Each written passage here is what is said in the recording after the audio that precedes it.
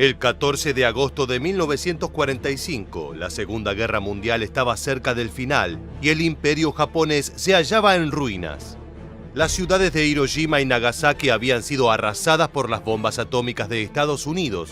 Sus tropas estaban completamente desmoralizadas y ninguno de los altos mandos del ejército se hacía ilusiones. Los jerarcas nipones sabían que no quedaba más remedio que declarar la derrota y capitular. Sin embargo, un día antes de la rendición oficial, el comandante de la Kempeitai, la policía militar japonesa, ordenó destruir una serie de documentos de vital importancia. Al quemar esos papeles, se perdió durante décadas la principal evidencia de uno de los mayores crímenes de guerra del conflicto bélico. Se trataba de los registros de miles de mujeres secuestradas por el ejército imperial y forzadas a convertirse en esclavas sexuales al servicio de los soldados. Hoy en este nuevo episodio de Historia Militar, te contaremos todo acerca de la inmensa red de esclavitud sexual montada por las tropas japonesas en la Segunda Guerra Mundial. Para comprender esta historia debemos remontarnos al Japón de la época medieval. En tiempos del feudalismo, los jefes de los ejércitos nipones tenían una tradición inquietante que consistía en obligar a las aldeas conquistadas a elegir un grupo de mujeres para servir como prostitutas profesionales sometidas a las tropas invasoras. Las autoridades militares justificaban este aberrante acto, alegando que al contar con trabajadoras sexuales organizadas previamente, los soldados no violarían al resto de la población femenina. Esta práctica militar se volvió una costumbre y sobrevivió al paso del tiempo hasta que llegó el siglo XX y con él la guerra sino-japonesa y la Segunda Guerra Mundial. Fue en este contexto que la esclavización de mujeres adoptó nuevas formas y el número de víctimas ascendió a niveles insospechados. En 1937, en el marco de la ocupación de China, el ejército imperial nipón tomó la ciudad capital de Nankín, donde cometió una masacre contra los civiles.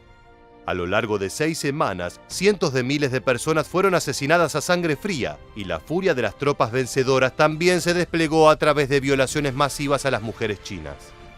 Los altos mandos imperiales buscaron aquietar la situación trayendo trabajadoras sexuales desde Japón y estableciendo prostíbulos oficiales con el objetivo de que los hombres dejaran en paz a la población femenina de Nankín. La medida fue un fracaso y la violencia sexual se mantuvo igual.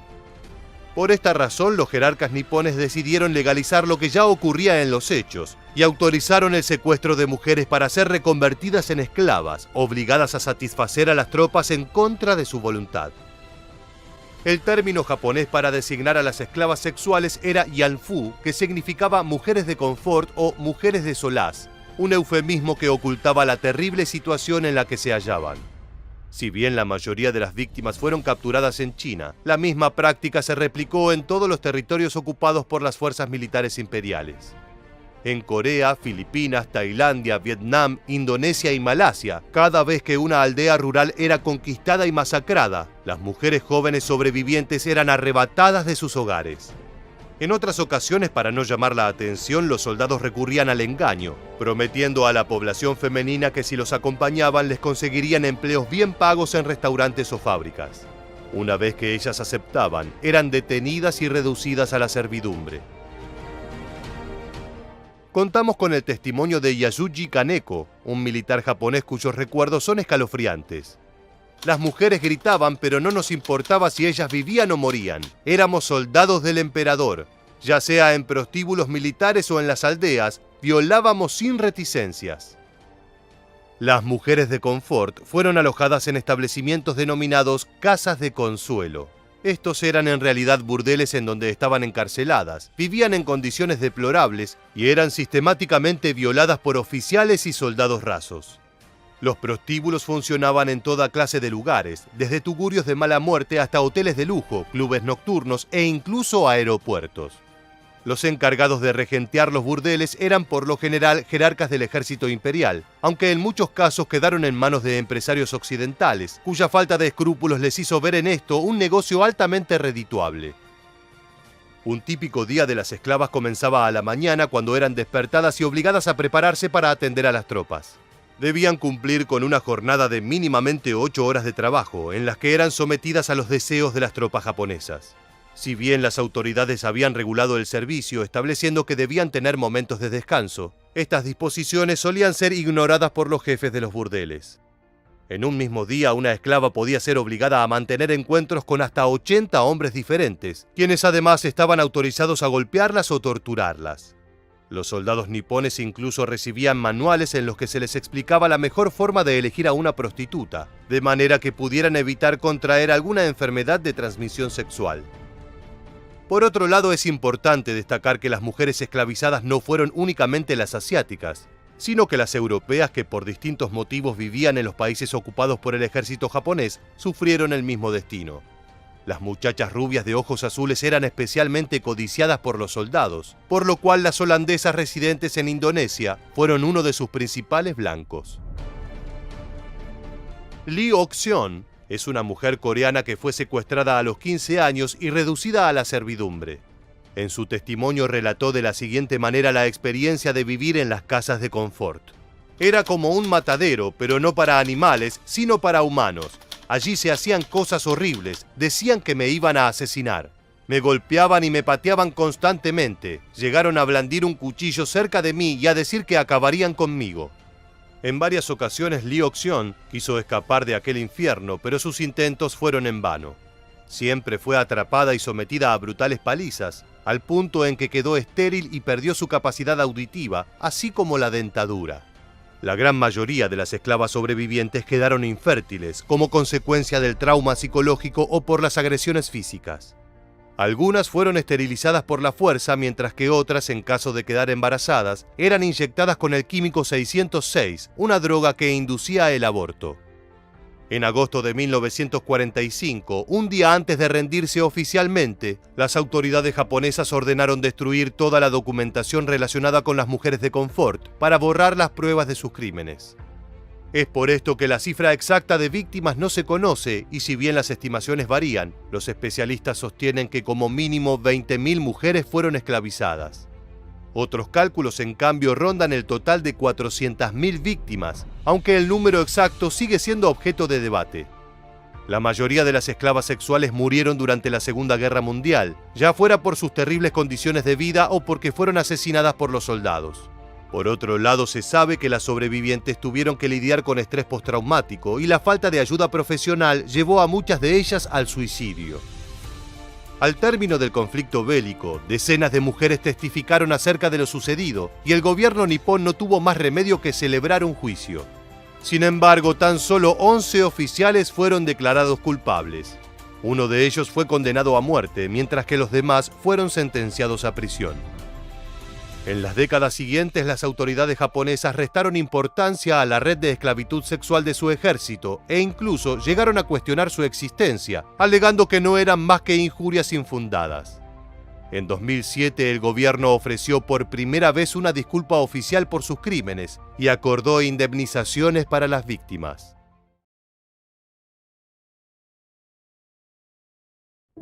Sexo y muerte son dos pulsiones directamente ligadas a la guerra. Aunque parecen cosas completamente separadas, las conquistas territoriales terminan siendo también conquistas simbólicas, las cuales desgraciadamente en muchos casos incluyen la violencia sexual sobre las mujeres.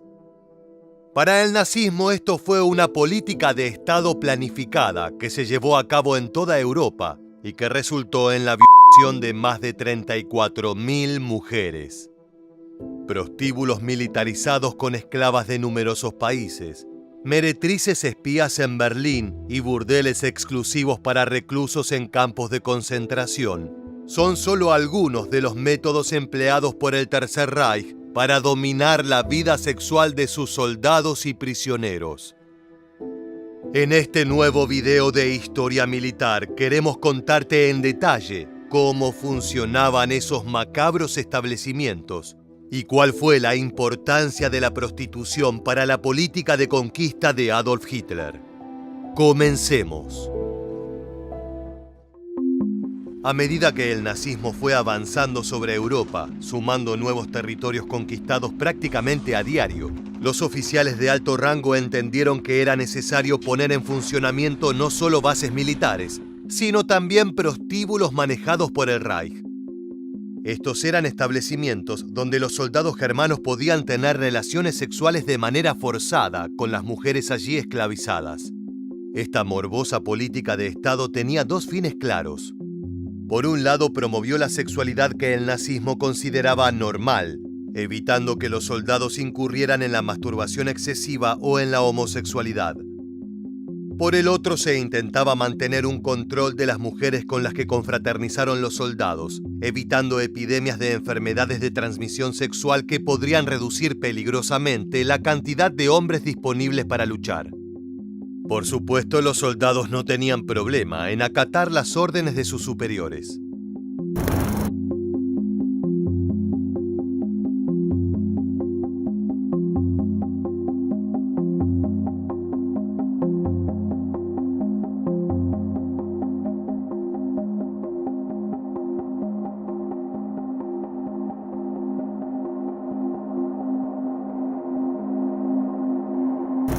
Por lo general, los burdeles militares operaban en antiguas casonas, edificios o incluso en prostíbulos que pasaron a ser manejados por los oficiales de las SS.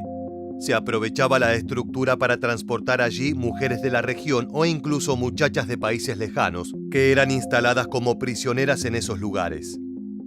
Uno de los ejemplos más increíbles se dio en la ciudad francesa de Brest, donde los oficiales de las SS instalaron un prostíbulo en una sinagoga. Una humillación tanto para las mujeres francesas como para el judaísmo. Bajo la estrella de David se leían los horarios en que los soldados de Hitler podían concurrir a consumir los servicios del lugar. Vale aclarar que cuando hablamos de servicios, en realidad nos referimos lisa y llanamente a violaciones sistemáticas por parte de las tropas alemanas. Las muchachas que vivían en esos prostíbulos militares no lo hacían de forma voluntaria. La enorme mayoría eran víctimas de raptos o secuestros masivos en poblados pequeños. Los oficiales llegaban, elegían a las muchachas más atractivas, principalmente aquellas que cumplían con los estándares arios de belleza, y las tomaban prisioneras. En la vida cotidiana de un joven nazi, el sexo con mujeres de raza eslava se encontraba totalmente prohibido, ya que se las consideraba una casta inferior. Sin embargo, dentro de los prostíbulos se permitía ese tipo de relaciones. Lo único que escapaba a la tolerancia de las SS eran las mujeres judías y gitanas, las cuales eran excluidas y llevadas a campos de concentración. Más adelante te contaremos cuál era el horroroso rol que muchas allí cumplían. Estos crímenes de guerra no fueron un secreto. Durante la contienda, varios estados invadidos de Europa emitieron denuncias oficiales sobre los raptos masivos de mujeres. El gobierno polaco en el exilio hizo lo propio el 3 de mayo de 1941. Afirmando que las SS realizaba redadas para llevarse a jóvenes polacas para sus oscuros prostíbulos militarizados. Lo increíble es que en los papeles el nazismo consideraba la prostitución como una enfermedad social que degeneraba las mentes de los jóvenes, pero parece que esa regla moral no aplicaba en tiempos de guerra. Ni los oficiales del Tercer Reich se mantenían al margen de esta práctica.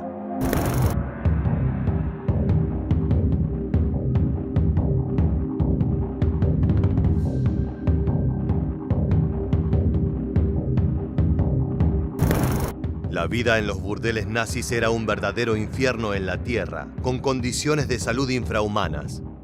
En los viejos edificios destruidos vivían varias muchachas que dormían y recibían a sus violadores en la misma cama.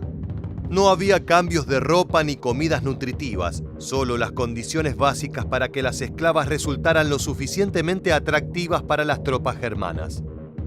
Un problema frecuente era el de las enfermedades sexuales, entre las que se encontraba la sífilis y la gonorrea. Si una muchacha era diagnosticada con estas afecciones, era tratada de forma muy rudimentaria y desinteresada. Siempre habría una prisionera para reemplazarla. Si la joven no mejoraba pronto, su destino era la ronda de fusilamiento y una tumba sin nombre. Como te adelantamos, el manejo militar de los prostíbulos buscaba también apaciguar las epidemias de dichas enfermedades, las cuales podían dejar fuera de combate a un soldado durante mucho tiempo. Fue justamente por eso que la espía británica Virginia Holt organizó una serie de burdeles clandestinos donde las mujeres contagiaron de forma consciente a los soldados, aunque eso es tema para otro video. Como verás, el sexo y la prostitución son una parte fundamental dentro de la guerra.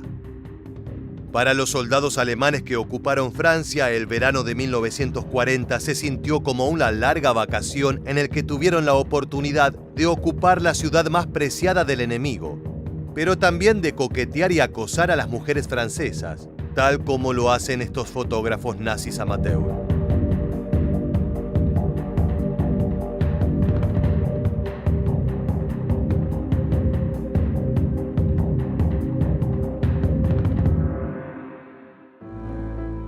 El país galo fue uno de los principales epicentros de la prostitución europea. Muchos autores describen de forma irónica que entre 1940 y 1945 se vivió una edad de oro para el oficio en dicho país.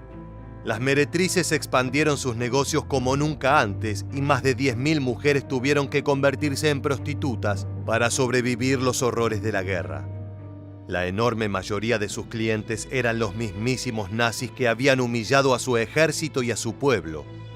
No obstante, a medida que el sexo pago aumentaba, de la misma manera crecía el odio y el resentimiento del resto de los franceses para aquellas que ofrecían sus servicios al enemigo. Lo trágico es que para muchas de las mujeres que fueron víctimas de los prostíbulos alemanes en Europa, el infierno no terminó en 1945 con la derrota incondicional del Tercer Reich. Una vez culminado el conflicto, las meretrices fueron perseguidas como traidoras a la patria y colaboradoras del régimen nazi. En Francia, las prostitutas fueron linchadas, desnudadas en público, rapadas y se les pintó una esvástica en la cara, como se puede ver en este impactante video.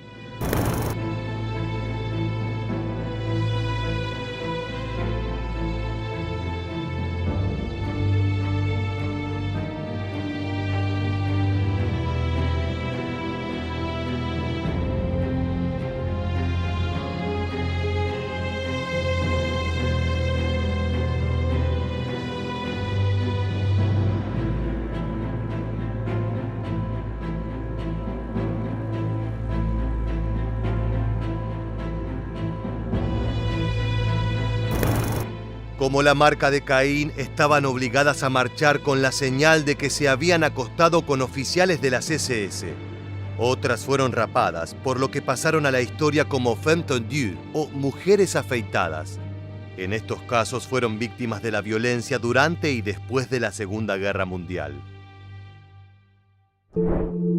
Si bien los campos de concentración eran un mundo aparte de la realidad, con sus propias reglas y horrores, lo cierto es que dentro de esas instalaciones funcionaban varias instituciones del mundo exterior, y los prostíbulos no eran la excepción. Tal vez pienses que esos espacios estaban reservados solo para los guardias y oficiales que vigilaban los campos, pero también había mujeres destinadas a los presos de mayor importancia, aquellos que colaboraban con el nazismo o que organizaban la fuerza laboral de sus compañeros de penuria. Las mujeres que trabajaban en esas instalaciones no lo hacían de forma voluntaria, sino que eran obligadas y amenazadas. Uno de los primeros burdeles de campos de concentración, o Lagerbordel, fue instalado en el campo de Mauthausen en 1942 para incentivar la productividad de los prisioneros. En junio de 1943 se instaló uno en Auschwitz y al siguiente mes otro en Buchenwald. Esa política tomó inspiración de los gulags soviéticos, donde la cantidad de trabajo determinaba la ración de comida que recibía un prisionero. Aquellos que trabajaban de forma adecuada y colaboraban con los oficiales de las SS tenían permiso para acudir allí. Este servicio fue principalmente utilizado por los capos, prisioneros de cierto estatus dentro del campo, con una vida un tanto menos dura y más acceso a recursos como comida e higiene. El resto de los prisioneros no tenían la energía necesaria para acudir a estos establecimientos. Los encuentros sexuales en estos prostíbulos eran totalmente supervisados y planificados. De acuerdo con los investigadores, solo se permitía la llamada posición misionero y el acto debía durar como máximo 15 minutos, ni un minuto más. El horror generalmente acontecía por la noche, entre las 20 y las 22 horas, aunque los domingos el turno era muchísimo más largo, por lo que era la jornada más excruciante y dolorosa para las prisioneras. Debían soportar horas eternas, recibiendo a violador tras violador en sus aposentos.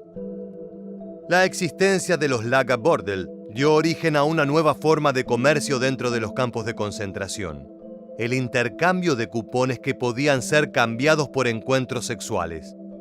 El negocio era monopolizado por los criminales comunes, aquellos que antes de ser apresados ya se dedicaban a romper la ley. Se usaba un sistema de triángulos verdes que podían canjearse por 15 minutos de sexo.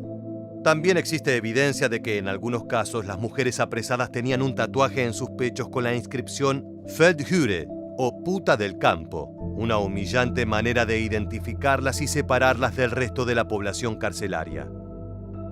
Como ya dijimos, las mujeres de los burdeles intracarcelarios eran forzadas a realizar esta labor y provenían de diversos campos de concentración distribuidos en Europa. Por ejemplo, uno de los más frecuentes era el campo enteramente femenino de Ravensbrück, en el cual se seleccionaba a las jóvenes más atractivas y, en lo posible, sin ascendencia judía. Los oficiales de las SS idearon un método perverso que alineaba a las prostitutas, brindándoles beneficios mínimos como raciones apenas superiores o la posibilidad de higienizarse. Esto generaba envidia y resentimiento en el resto de la población femenina de los campos, rompiendo así cualquier posibilidad de colaboración entre las mujeres apresadas. Nina Mikhailovna, prisionera de un campo de concentración, años después admitió: cuando nos enterábamos que una de las chicas de nuestro bloque había sido elegida, la capturábamos, le tirábamos una manta y la golpeábamos hasta que no pudiese moverse. No sabíamos si ella se recuperaría. Ellas solo buscaban un mejor trato y nosotras las castigábamos de esta manera. Se estima que en total unas 200 mujeres trabajaron en estos prostíbulos bajo la promesa de ser liberadas a los 6 meses, algo que jamás sucedió.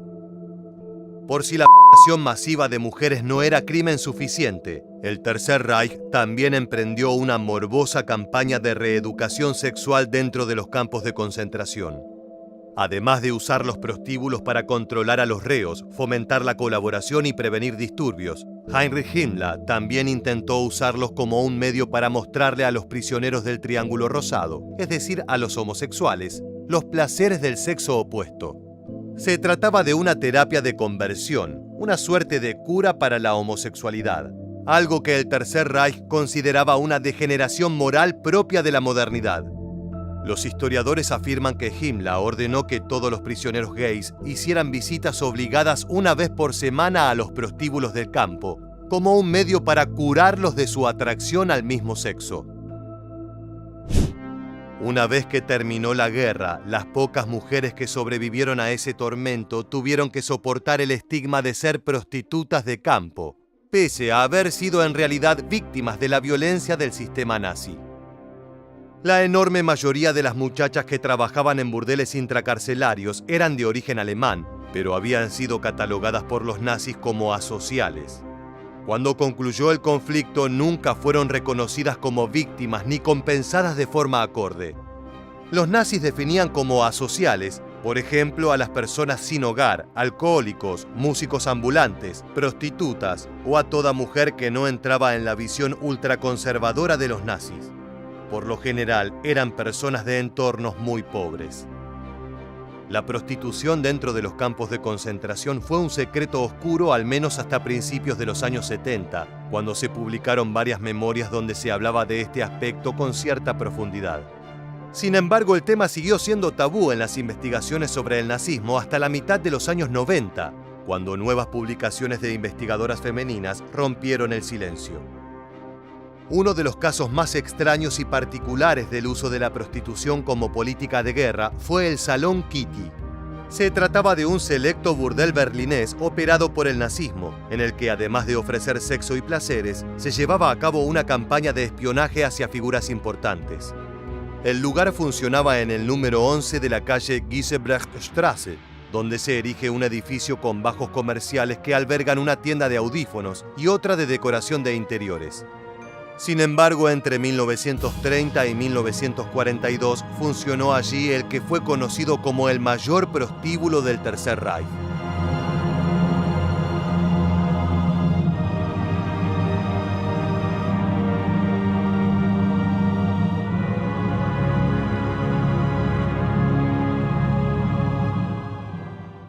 El nombre importante en esta operación era el de Catche Emma Sophie Schmidt, alias Kitty Schmidt, una mujer que operaba como la Führer de los 500 metros cuadrados del tercer piso del edificio. Allí trabajaban prostitutas llegadas desde toda Europa, principalmente de países como Polonia o Checoslovaquia. Kitty era una profesora de música de unos 40 años que había vivido en diversas partes del mundo y había aprendido los secretos de la noche, encontrando en los burdeles un negocio seguro y con demanda perpetua. En los papeles, los nazis estaban en contra de este tipo de establecimientos que durante los años 20 proliferaron en todo Berlín. Ten en cuenta que previo al nazismo se estima que 125.000 mujeres y 35.000 hombres se dedicaban a los servicios sexuales. La diferencia es que el Salón Kitty tenía el propósito de ser un lugar de encuentro para diplomáticos extranjeros asentados en Berlín o de paso por la capital, aunque también frecuentaban el lugar militares y potenciales enemigos internos del régimen de Adolf Hitler. Las habitaciones del burdel eran el lugar ideal para conocer los secretos de los hombres más importantes de la ciudad. En la intimidad del vestíbulo del salón, donde reposaba un piano de cola, candelabros de cristal y gruesas alfombras, era previsible que se hicieran confidencias que podrían ser utilizadas por los dirigentes nazis para castigar a disidentes o adelantarse a decisiones de países amigos. Para ello se instaló un dispositivo de escucha con micrófonos. Lo hablado en las habitaciones del tercer piso llegaba hasta el sótano, donde una red de cables transportaba el sonido para grabarlo en grandes discos.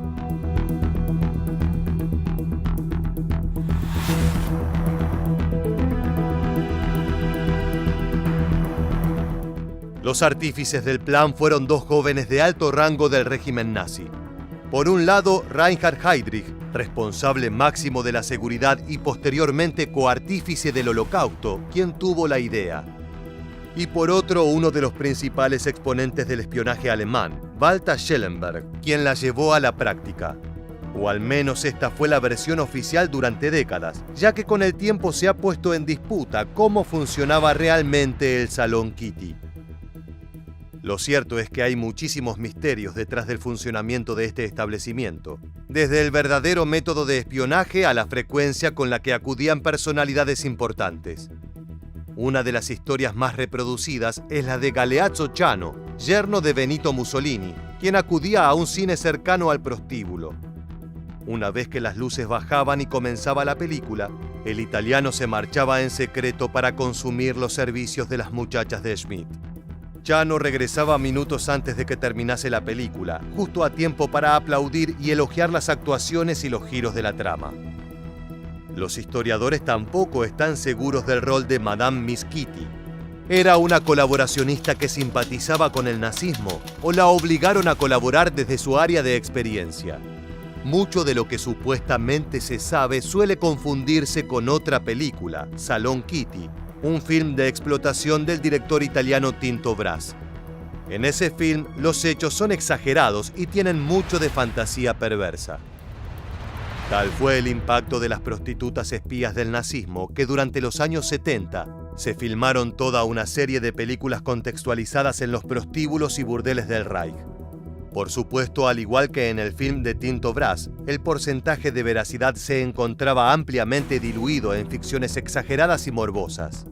Lo paradójico es que las historias narradas por las verdaderas sobrevivientes a la prostitución durante esta época relatan hechos mucho más cruentos y salvajes que los de cualquier película de terror. La prostitución, tanto forzada como voluntaria, fue uno de los fenómenos más importantes durante la Segunda Guerra Mundial. En el caso del Tercer Reich, esta práctica fue militarizada y empleada como arma de combate, tanto para control interno como para llevar a cabo ambiciosas operaciones de espionaje. El uso como herramienta de algo que la ideología nazi consideraba como amoral y degenerado es solo una muestra más de la inconsistencia narrativa dentro de las creencias del nacionalsocialismo. De esta manera llegamos al final de este video. Recuerda que estas son solo algunas de las miles de historias que nos dejó la contienda más violenta del siglo XX.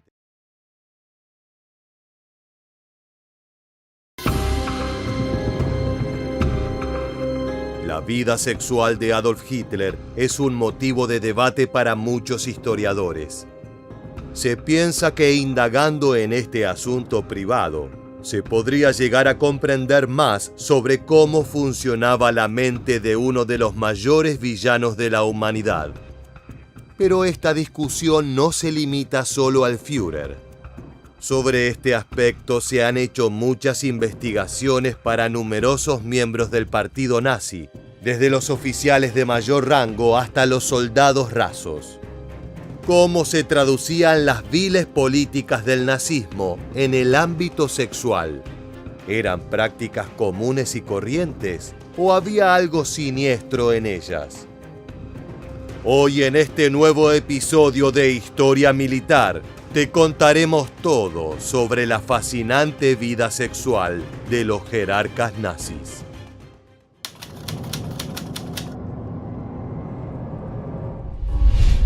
Comencemos hablando del líder del partido nazi, Adolf Hitler. Por su importancia en la historia, es la figura sobre la que más se investigó y conjeturó con respecto a su vida sexual. En 1942, la Oficina de Asuntos Estratégicos, la organización antecesora de la CIA, fue la encargada de realizar un informe exhaustivo sobre el Führer. Este incluía información sobre sus relaciones íntimas y sus preferencias sexuales. El reporte afirmaba casi sin dudas que Hitler practicaba la homosexualidad desde una temprana edad. Según el documento, entre 1910 y 1913 pasó una temporada viviendo en un albergue para varones ubicado en Viena. El texto declaraba que en este lugar los hombres de edad avanzada acudían a buscar chicos jóvenes para obtener de ellos placeres homosexuales. El informe daba incluso un nombre que podría haber estado relacionado íntimamente con Hitler. Este era Rudolf Hess, un miembro de alto rango del partido nazi y colaborador cercano del Führer.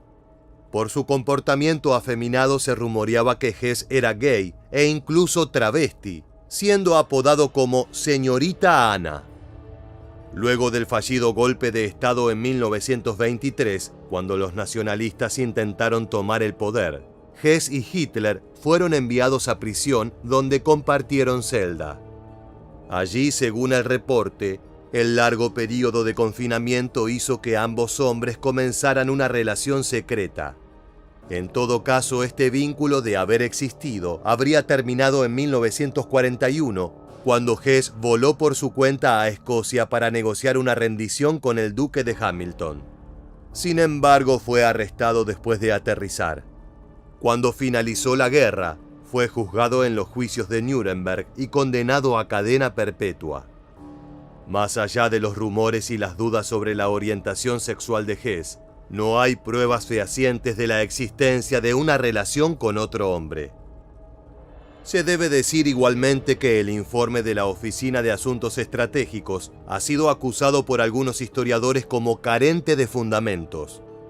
Según Ian Kershaw, autor de la bibliografía más importante del Führer, se buscaba alimentar estos rumores para servir como propaganda antinazi. Fue escrito en un momento donde la homosexualidad era mal vista en muchos lugares del mundo, Estados Unidos incluido, por lo que se quería relacionar al nazismo con preferencias sexuales vistas como inmorales. Para Kershaw, Hitler tenía rechazo al contacto físico, ya que le repugnaba la idea de contraer una enfermedad de transmisión sexual. En una ocasión en su juventud, le preguntaron si alguna vez había amado a una mujer. Respondió que nunca había tenido tiempo para algo así y que probablemente jamás lo tendría. Sin embargo, se sabe que el dictador estuvo involucrado sentimentalmente con algunas mujeres. Sin falta, estas relaciones siempre cuentan con algún testimonio que les da una naturaleza perturbadora. Una de estas mujeres fue nadie más ni nadie menos que su propia sobrina. Geli Raubal tenía solo 17 años cuando se mudó a la casa de su tío en 1925. Se sabe que Hitler estaba obsesionado con la adolescente, a quien mantenía vigilada las 24 horas del día. Ella no tenía permitido salir del hogar sin custodios, e incluso se le prohibió estar en pareja con un hombre. Años después de que terminara la Segunda Guerra, Otto Strasser, un desertor nazi, declaró que Hitler obligaba a la joven a tener relaciones sexuales con él. También Raubal era supuestamente forzada a orinar encima del líder nazi, satisfaciendo así uno de sus grandes fetiches. En 1931 la joven se suicidó de un disparo utilizando una pistola de su tío, aunque algunos declaran que fue asesinada y posteriormente todas las pruebas de su relación con Hitler eliminadas.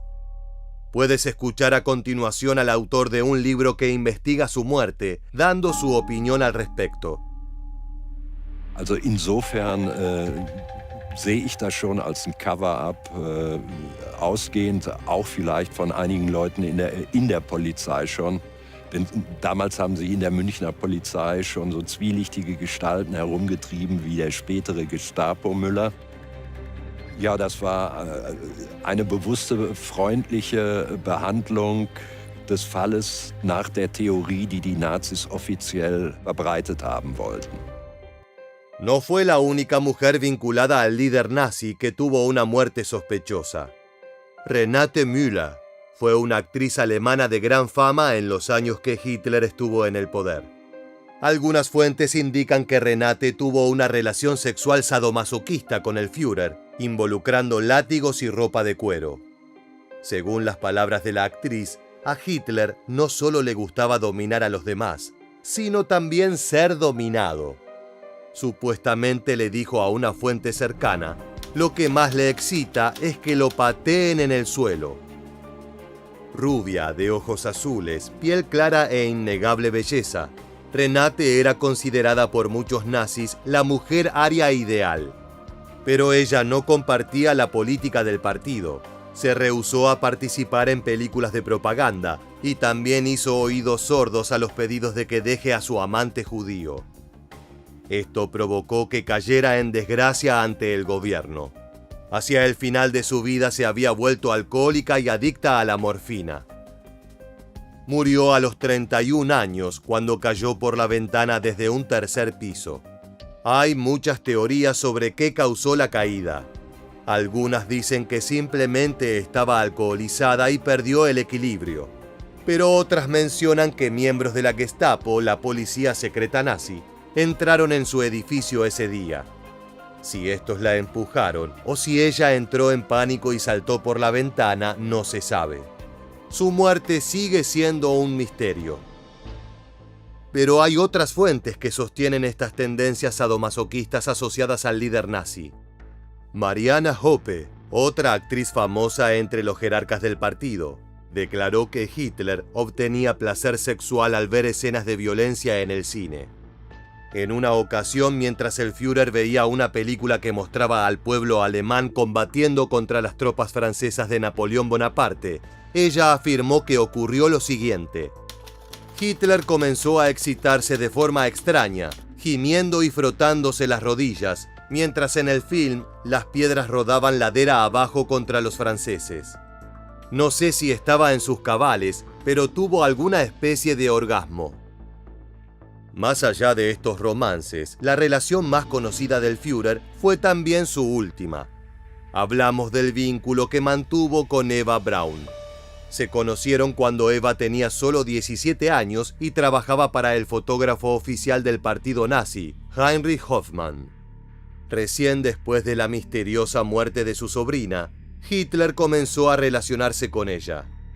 Igualmente, este vínculo fue mantenido en secreto durante 14 años, ya que él pensaba que si se divulgaba, su popularidad entre las mujeres alemanas disminuiría. Además, el Führer buscaba dar una imagen de héroe casto, por lo que el público general desconocía esta relación. Muchos historiadores hablan de Eva Braun como alguien superficial y ajena a las políticas del nazismo.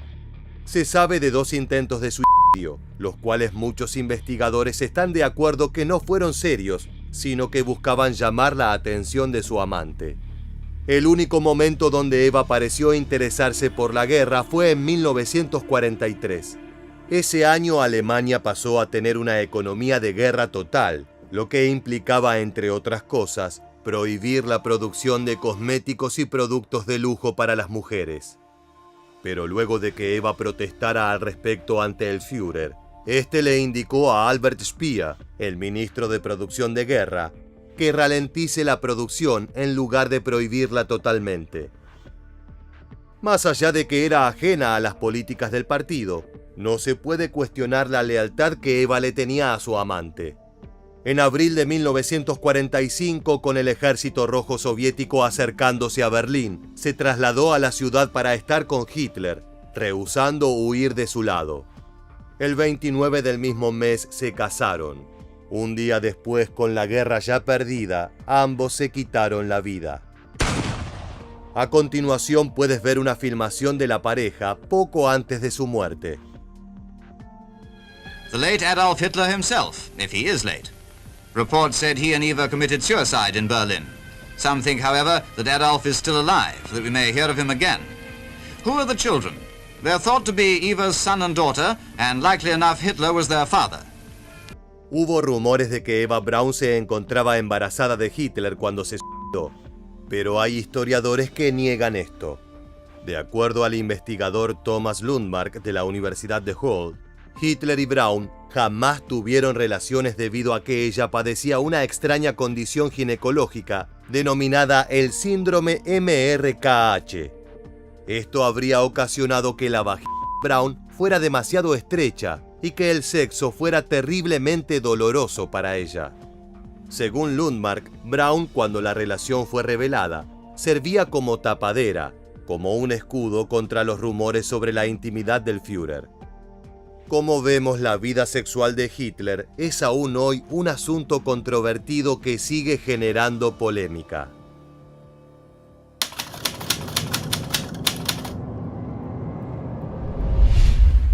Ya te hablamos de la supuesta homosexualidad del Führer y también de cómo varios historiadores no le dan relevancia a estos rumores.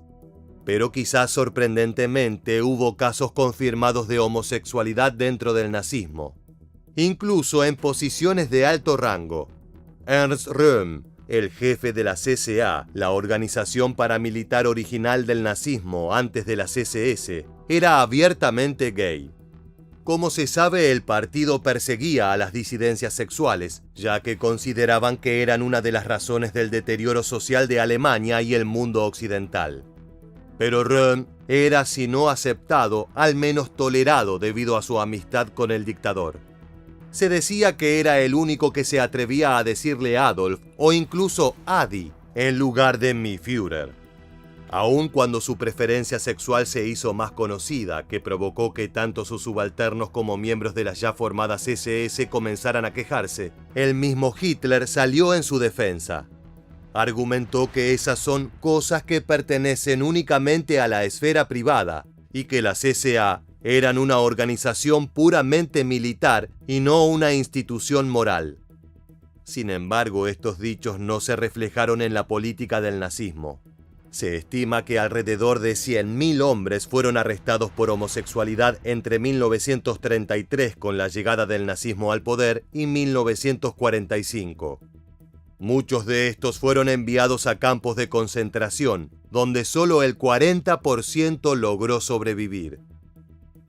Röhm fue una de estas víctimas fatales, aunque no fue enviado a uno de estos terribles sitios.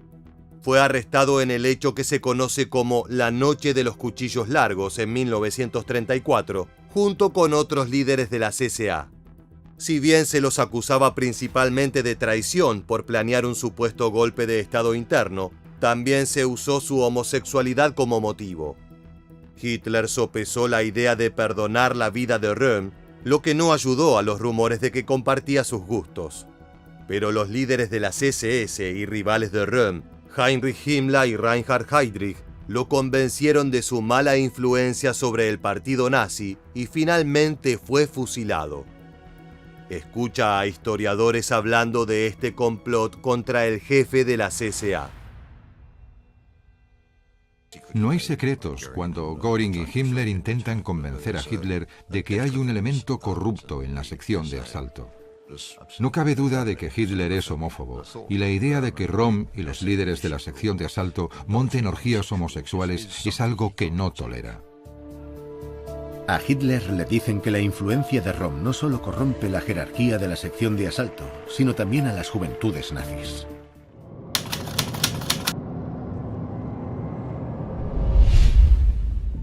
Mientras algunos nazis de alto rango destacaban por su vida sexual misteriosa, con otros pasaba todo lo contrario.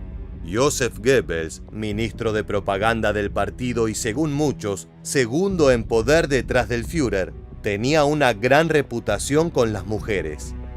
Apodado por las señoritas de alta sociedad como el Carnero, se rumoreaba que estaba obsesionado con el sexo y que prefería a las mujeres maduras. Además de los testimonios de terceros, contamos con los escritos por Goebbels mismo, en los que se incluyen cartas que mandó a sus conquistas. Aquí habla de sus primeros amoríos, de noches pasadas con 2 o 3 mujeres a la vez y otros detalles. También se puede notar en sus relaciones su gran antisemitismo. Cuando una profesora con la que estaba le dijo que su madre era judía, dejó inmediatamente de verla, diciendo que sus encantos habían desaparecido para él. En 1930, en una manifestación nazi, conoció a Magda Quandt, cuyo fanatismo por el partido no tenía nada que envidiarle al del mismo Goebbels. Se casaron al año siguiente, pero esto no marcó el final de las conquistas amorosas del mujeriego alemán. Cuando la actriz Lida Varova se mudó cerca de su casa, el ministro de propaganda inició con ella un amorío que duraría aproximadamente 2 años. Incluso comenzó a llevarla a eventos públicos como su amante. Esto hizo que Magda se queje ante el Führer. Hitler le ordenó al ministro dejar de verse con la actriz no solo por las protestas de su esposa, sino porque su sangre eslava la hacía inferior. Como también había ocurrido con Renate Müller, Varova cayó en desgracia. Sus películas dejaron de ser exhibidas y la Gestapo la siguió a donde quiera que vaya. Por suerte para ella tuvo un final distinto a la otra actriz. Lida pudo huir de Alemania y se escondió hasta el fin de la guerra. Goebbels, por su parte, siguió con sus relaciones extramatrimoniales hasta que la guerra llegó a Berlín. Luego de la muerte de Hitler el 30 de abril de 1945, junto con su esposa Magda envenenaron a sus 6 jóvenes hijos mientras dormían. No podían concebir vivir en un mundo sin el Führer, y eso se extendía a los niños. Después de este terrible acto, Goebbels le disparó a su mujer para finalmente poner una bala en su propia cabeza.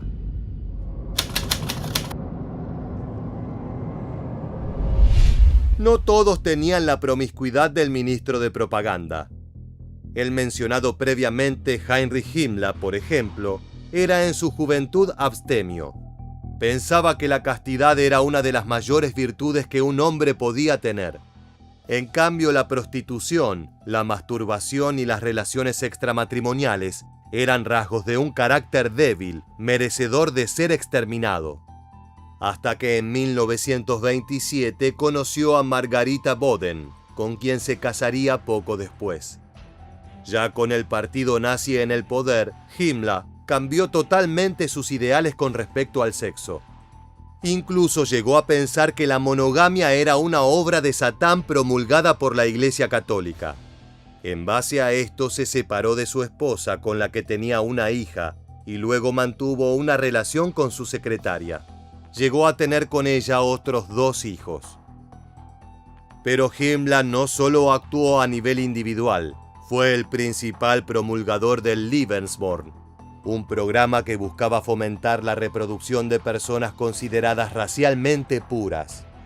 Consistía en dar hogares a mujeres arias que quedaban embarazadas fuera del matrimonio, o a mujeres que tenían los genes deseados para las futuras generaciones alemanas. Estos lugares se encargaban de proporcionarles ayuda en la crianza de sus bebés. Además, los abortos estaban legalizados para niños con discapacidades o con características impuras, pero eran severamente penalizados si el futuro bebé era ario. Como se puede ver, muy lejos quedó la idea de la abstinencia para Himmler. Escucha a su propia sobrina nieta hablando sobre este aspecto de la vida del oficial nazi. Era un defensor de la bigamia, especialmente para los miembros de las SS. Tenía la opinión de que ningún hombre, especialmente ningún hombre de las SS, debería estar obligado a pasar toda la vida con una sola mujer. Aunque él se contuvo durante la guerra, muchos miembros de las SS practicaban la bigamia en secreto. Heinrich Himmler estaba decidido a introducir después de la guerra la posibilidad legal de que los hombres de las SS pudiesen formar dos familias y así producir más niños racialmente puros. Para terminar la entrega de hoy, hay que mencionar que existen también supuestos informes de servicios de inteligencia aliados que relatan hechos aún más oscuros relacionados a miembros de bajo rango, como reuniones donde actos perversos se llevaban a cabo sin ningún tapujo. En uno de estos reportes se mencionan las orgías organizadas por Christian Viva, un general de las SS. El ya mencionado desertor Otto Strasser describió a Viva como el más despreciable de los subordinados de Hitler.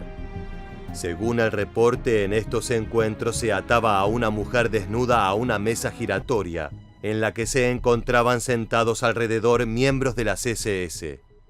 Viva la hacía girar y cuando paraba, el hombre que quedaba frente a la chica tenía que violarla. Este informe, como otros que vimos, puede no ser del todo cierto. Quizás los enemigos del nazismo mintieron o exageraron para poder demonizar aún más al partido y poner la opinión pública totalmente en su contra. Pero viendo las atrocidades sexuales que cometieron las tropas nazis en sus campañas de conquista, sería inocente rechazar estas teorías de manera categórica. Llegamos al final del video y queremos preguntarte, ¿qué tan veraces crees que son estos informes?